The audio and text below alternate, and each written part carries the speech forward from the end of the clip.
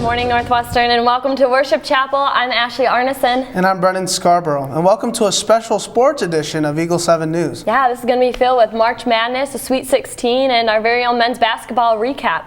But first, let's talk about spring break. Brennen, what did you do? Well, I got a couple pictures from our spring break trip. Let's take a look at them.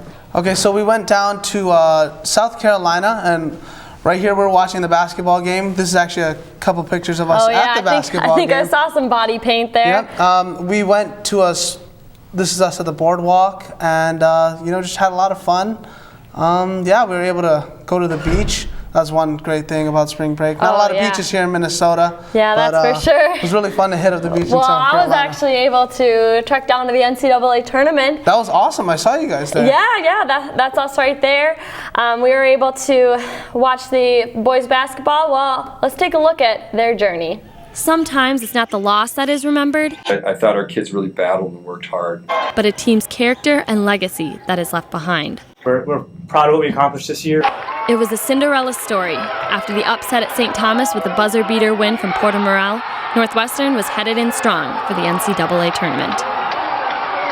For 5 consecutive years, the Eagles have won the UMAC Conference, but have never advanced past the first round of the NCAA tournament.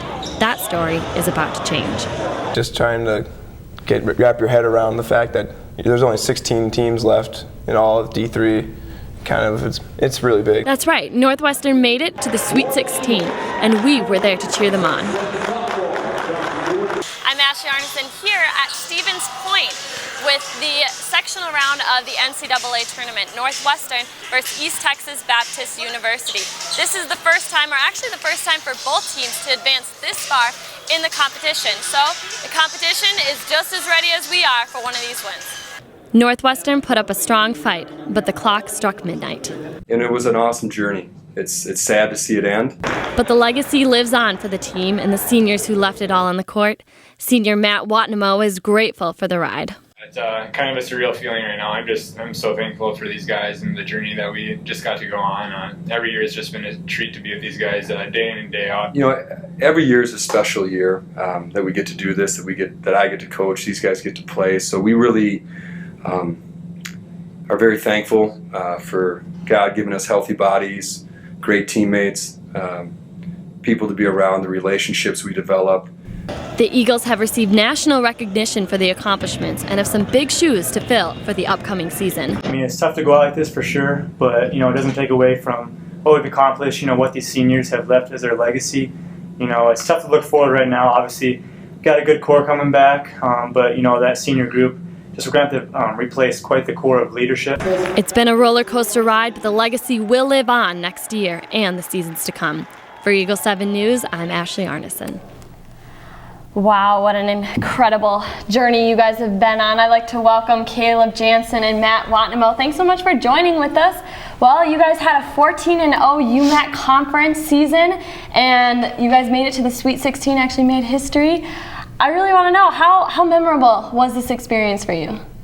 This is a really memorable trip with these group of guys. The record and how we played, how we got the wins was kind of icing on the cake, but just to go through that journey day in and day out, do the grind, it was just really special with this group of guys. We had a lot of guys that have been in the program for a couple of years, so we had some close-knit unity that was going on there. Mm-hmm. How about you, Caleb? Yeah, I would agree. It was a very memorable season.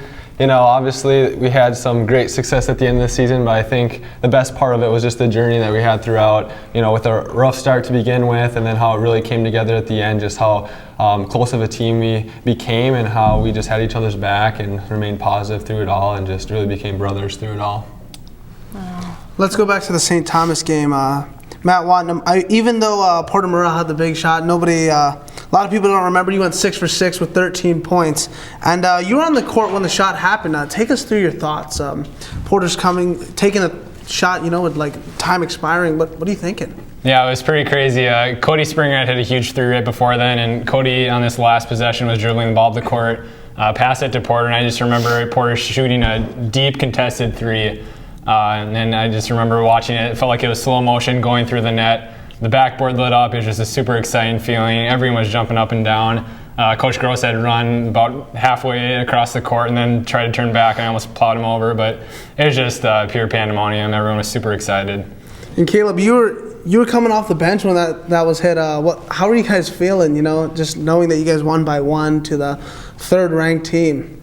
Yeah, it was an awesome experience. I'll be honest with you, they took the lead late in the game, and I didn't know if we were going to come back. And then, that they had the lead with 10 seconds left, and we had the ball, and we were coming up the court, and it didn't look like the win was going to happen. And then when it did, it was just probably the best experience of my basketball career. And that next 5 minutes after we won that game was amazing. Good. Wow. Now how important was this getting into the Sweet 16 for you and for the future of the basketball program?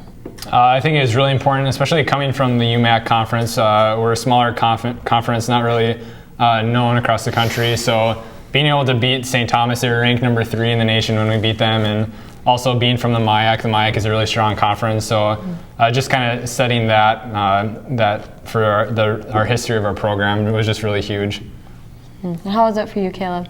Yeah, I would agree. Coming out of the UMAC, not a lot of people had high expectations for us and kind of doubted us. So to be able to knock off the top of the MIAC, and especially St. Thomas, was a great feeling. You could really tell they were coming in very confident and cocky, and to knock them off and to humble them was awesome. Wow. You guys are on a very talented team. You had Michael Carney, who scored over 1,000 points in his tenure. You having almost 500 rebounds. Will Gisler, named first team All UMAC. I mean, how does that translate onto the court, having a team, so equally balanced? I think we had more depth than possibly the history of the program this year, so that just really helped. Practices were super competitive day in, day out. But yeah, Mike and Will did a great job really leading us out there on offense on the court, and that opened it up. Defenses would focus more on them, and that opened it up for other guys really stepping up, like Caleb and Cody and Porter, and we had a guy that could lead us in scoring any night, so it's kind of special. Wow, and you guys will be graduating soon. I'm sure the Eagles have big shoes to fill. We'd like to thank you for joining us. Thank you.